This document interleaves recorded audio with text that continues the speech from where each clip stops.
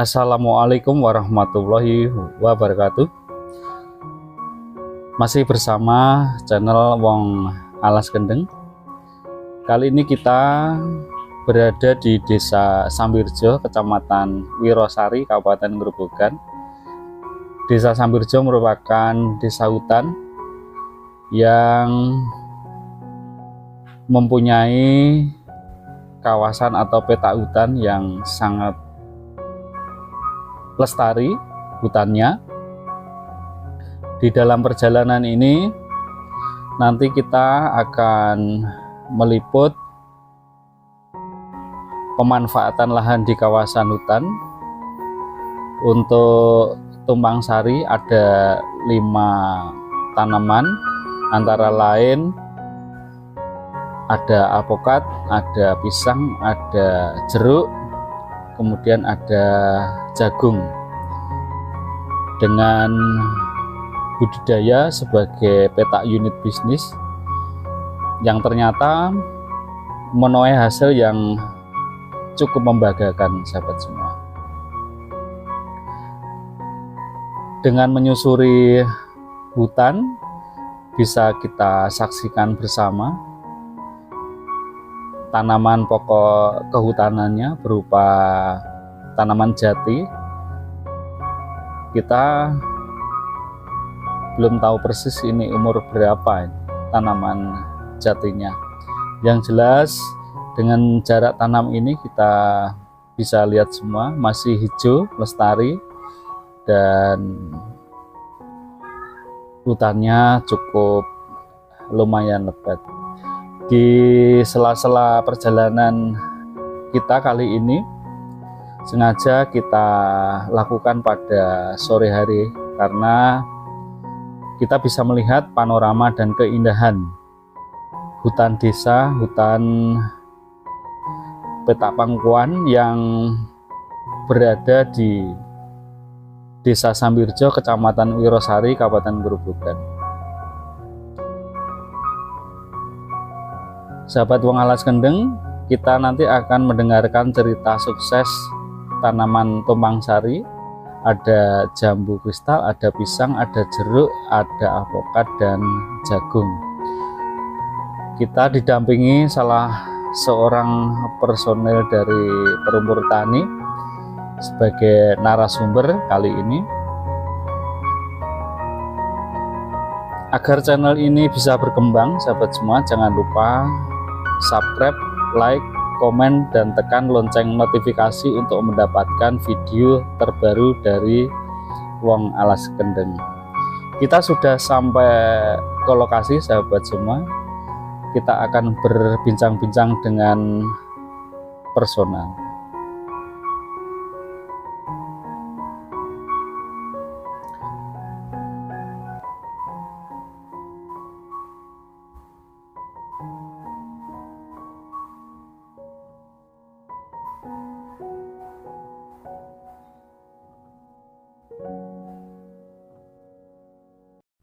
Sahabat Wong Alas Kendeng, kita sudah sampai di kawasan hutan Desa Sambirjo, Kecamatan Wirosari, Kabupaten Grobogan. Kita bertemu salah satu petugas dari Perumbur Tani sore hari ini. Sugeng sonten Pak Purwanto. Nggih, selamat sore. Nggih, pripun nih Pak Wartosipun? Alhamdulillah saya baik-baik saja nggih. Nggih, niki jenengan badhe menunjukkan potensi nopo niki di kawasan jenengan. Nah, ini kebetulan ini lokasi kita ada di peta 75A. Ini masuk wilayah RBA Sendang Pakelan. Nah, di sini dari keluasan baku 6,80 hektar. Itu yang 4,30 di sana itu, Mas. Itu jati, khusus jati. Iya, yang 2,5 ini jenis PUB. Artinya PUB apa Pak? Petak unit bisnis. Petak unit bisnis. Nah, ini ada pisang, ada untuk pagar ini pisang sama jeruk. Terus kita ke sana, Pak. Nah, ini pisangnya ini. Pisang. Sudah mulai berbuah. Alhamdulillah. Ini jenis apa, Pak? Jenis pisang putri. Pisang putri. Kenapa kok memilih pisang putri ini? Karena cepat berbuah, Mas. Ini cepat 1 tahun bisa 3 sampai 4 kali.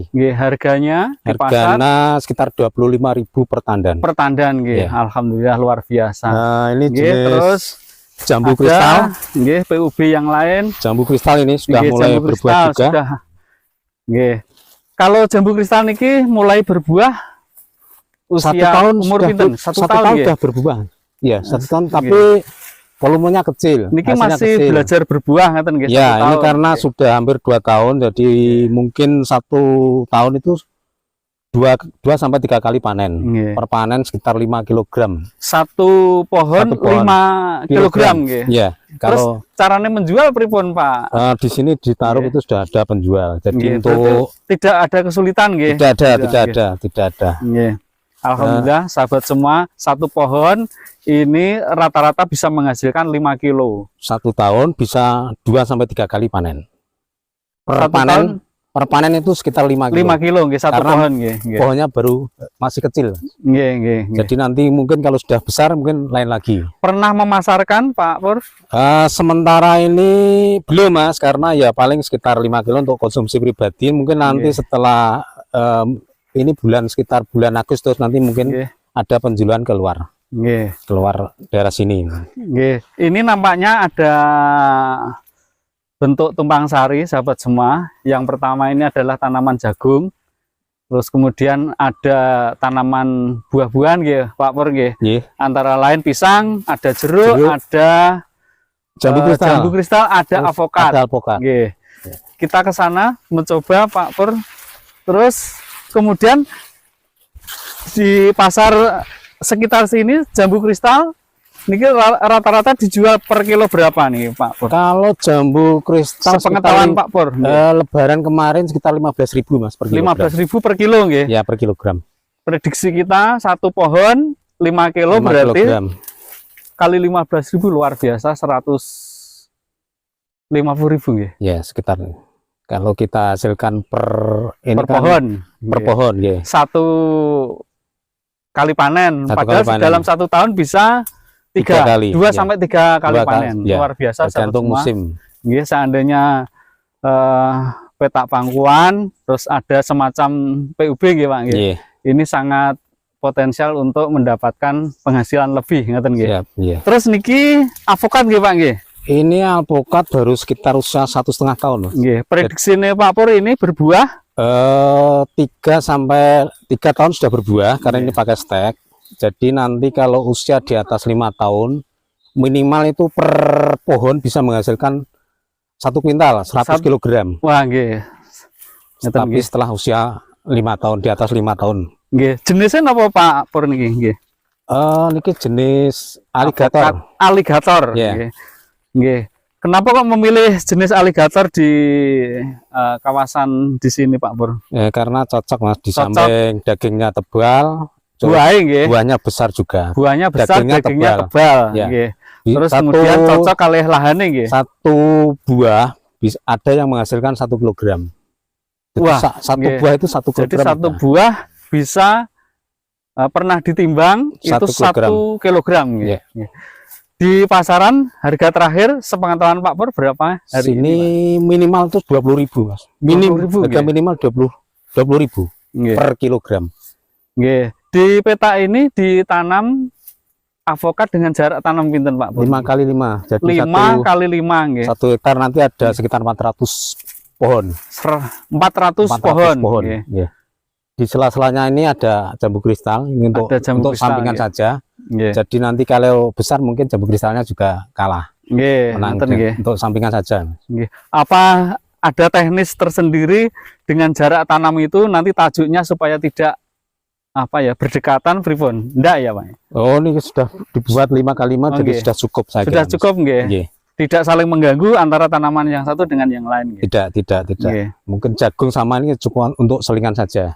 Jadi penghasilan petani dari jagung ini sambil menunggu pembuahan buah dari alpukat. Avokat nggih.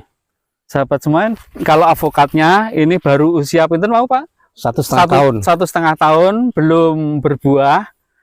Diprediksi oleh Pak Pur kurang lebih nanti mulai belajar berbuah usia umur 3 tahun. Sudah bisa dibuahkan. Kita masih menunggu 1,5 tahun lagi Pak. Siap.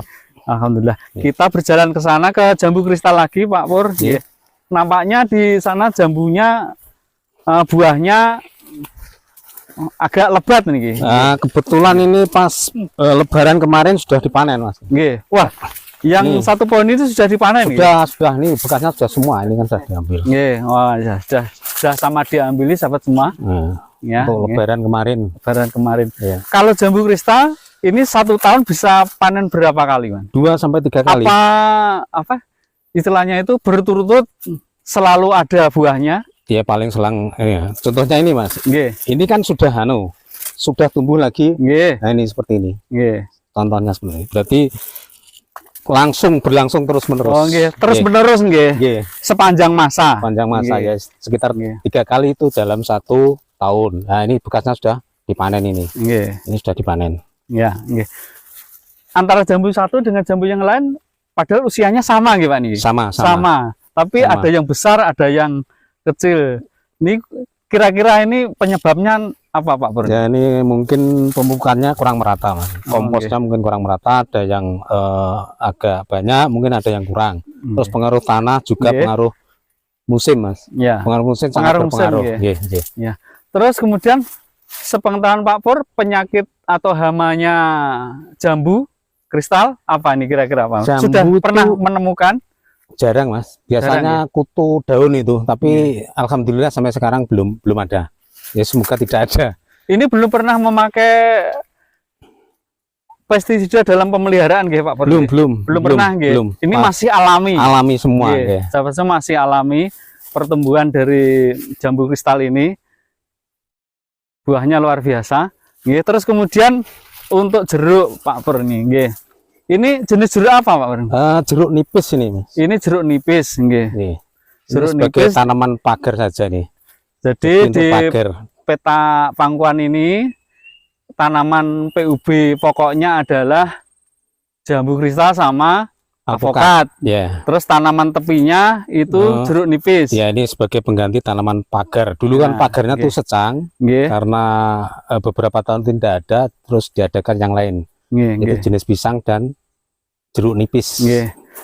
Sahabat semua, kalau ingin mendapatkan buah jeruk nipis bisa datang di petak 75A. Sambiljo ya. Tak 75A. Ini wilayahnya Pak Pur, ngaten nggih.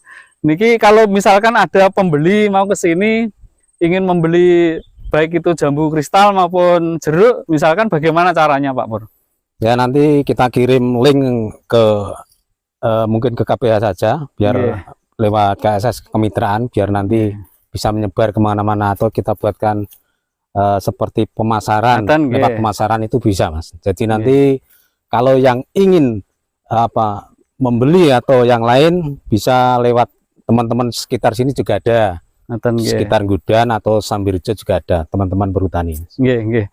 Nah, ini kan kelihatannya kan tanaman pagarnya itu kan banyak yang jeruk nipis, nggih. Ini ketentuan dari perusahaan apa Pak Pur memilih sendiri nih? Kebetulan PUB itu kebebasan kita untuk memilih jenis yang cocok. Jadi tidak ada harus tanaman itu tidak. Jadi kita memang harus benar-benar tanaman yang cocok untuk tanah dan lokasi di peta ini, Mas. Oh, ngaten nggih. Sambil jalan Pak Pur, mungkin sebelah sini para pemirsa itu bisa melihat sepanjang perjalanan ini, baik itu jeruk nipis, kemudian avokat, ada jambu, ada pisang. Niki semuanya berarti jenis pisangnya kalau mau pisang putri itu sebagian ada raja, Mas. Oh, raja nggih. Raja ada. Jadi tidak satu jenis pisang putri nggih. Tidak. Jadi pisang raja ada. Gitu. Kebetulan ini sudah banyak yang mau panen ini. Tapi kalau yang pisang ini sudah panen berkali-kali nggih, Pak? Sudah. Ini contohnya, Mas, jambu kristal dari peta 75A. Nah, ini bisa dilihat sahabat semua. Ini contoh hasil buah jambu kristal yang sudah berbuah, yang sudah bisa dipanen di petaknya Pak Pur ini ya. Nah, seperti ini, sahabat semua bisa mendapatkan dari kawasan ini. Kita sambil jalan lagi, Pak Pur. Ini kelihatannya sepanjang tanaman tepi ini pisangnya tumbuh dengan baik. Ini pemeliharaannya pisang bagaimana Pak Pur? Ya kita dangir, terus untuk setelah dangir itu kita beri pupuk kandang itu Mas, kompos atau pupuk kandang itu. Tapi kalau pisang tidak ada penyakit hamanya ya Pak Pur? Tidak ada. Selama ini belum pernah ditemukan. Cuma kemarin itu karena musim kemarau terlalu panjang, jadi mungkin ada sebagian yang mati. Tahun 2023 itu kemaraunya sekitar 7 bulan, jadi banyak yang mati. Kalau lahan ini kan tak ada hutan Pak Pur. Siap. Padahal untuk tanaman jambu kristal maupun avokat dan jeruk nipis ini kan membutuhkan air ya. Ini pada saat musim kemarau caranya memelihara bagaimana Pak Pur? Kebetulan itu di samping pos itu sudah ada sumur. Ada bisa sumur, disalurkan ke sini. Bisa disalurkan bisa untuk mencukupi kebutuhan tanaman PUB ini bisa. Nah, luar biasa sahabat semua. Jadi ini sudah berbuah yang untuk jambu kristalnya, pisangnya ya juga sudah berbuah. Terus kemudian avokatnya tinggal menunggu 1,5 tahun lagi ya Pak ya. Dipastikan pasti akan sudah bisa berbuah. Dibuahkan sekarang belum mampu. Oh ngaten nggih. Mungkin banyak yang putus atau potel itu karena belum kuat. Kembali ke pisang Pak Pur, ini pernah menjual, bagaimana caranya pembeli datang ke sini Pak Pur? Untuk penjualan itu lewat Pak Mantri, Pak KRBA Suratno itu. Punya pembeli khusus Mas. Oh berarti sudah ada orang tertentu sudah untuk mengambil hasil produksi pisang di sini. Berapa mungkin seminggu sekali nanti kontrol sini langsung ambil. Pak dapat sekian, itu diantar Pak Mantri yang mengawal langsung penjualan pisang. Ini satu rumpun di sini pisang putri ini harus berapa pohon Pak ini? Ada ketentuan enggak supaya buahnya bagus? Yang baik itu 3 Mas. 3 nggih. 3 itu seperti ini 3 sudah cukup. Jadi nanti kalau mati satu berbuah sudah tumbuh lagi. Berbuah tumbuh lagi terus itu tumbuh dari bawah seperti ini. Ini nanti ini panen ini muncul. Ini panen ini muncul. Seperti itu terus berlanjut. Iya, untuk mendapatkan bibit pisang dari mana Pak Pur? Dari lokalan sini banyak sekali. Banyak ya, di desa Sambirjo ini banyak sekali terdapat jenis pohon pisang putri sama raja. Tapi kalau yang banyak raja Mas. Oh ngaten nggih. Nah, sana itu raja semua yang di kalen-kalen itu. Terus yang untuk jambu kristal ini bibitnya dari mana Pak Pur? Jambu kristal itu dari Pak Muji itu Pak yang mencari, mungkin informasi yang saya terima itu dari Magelang itu. Jadi dari saya terima jenis jambu kristal seperti ini. Buahnya cukup besar, mungkin 2 biji ini sudah 1 kilo. Alhamdulillah ini ini bagus sekali buahnya. Ini bersih. Terus kemudian tidak cacat ya Pak ya. Ini bagus, siap untuk dikonsumsi. Nah, ini hasil dari buah di kawasan hutan petak 75A. Petak 75A. Terus yang avokat ini bibitnya juga dari mana Pak? Sama ya. Misalkan kalau ada seseorang terus kemudian lembaga atau perusahaan lain ingin bekerja sama dengan panjenengan untuk mengambil buahnya, bagaimana Pak ini? Siap, nanti mungkin kita kerjasama dengan LMDH bahwa di peta 75 ini sudah ada jenis jambu ataupun alpat yang sudah panen. Mungkin kita minta bantuan juga ke LMDH nanti biar beliau yang menyebarluaskan di samping dari kita sendiri juga kita melibatkan LMDH nanti dalam penjualan. Oh gitu nggih. Terus kemudian Pak, harapannya Pak Pur ini kan PUB ini satu peta ini pertumbuhannya sudah bisa dinikmati gitu, PUB-nya yang tanaman buah-buahnya. Terus kemudian tanaman tepi yang berupa pisang pun ya juga sudah bisa dipasarkan ngaten nggih. Terus ada beberapa petak yang lain itu kan belum dilakukan seperti ini. Harapannya Pak Pur bagaimana ini? Ya untuk PUB ini kalau memang ini sebagai tahap awal mula Mas. Jadi nanti mungkin kalau keberhasilannya ada, nanti kita mengusulkan ke Perhutani untuk penambahan lahan khusus untuk petak unit khusus ini. Jadi ini masih sifatnya percobaan. Kalau kini berhasil ya kita nanti bersurat intinya minta tambahan untuk lokasi jenis PUB ini. Demikian sahabat Wong Alas Kendeng, percakapan kita dengan Pak Pur, salah satu petugas dari Perhutani KPH Purwodadi, kaitannya dengan teknis kawasan untuk PUB ya Pak ya. Kita lanjutkan kembali.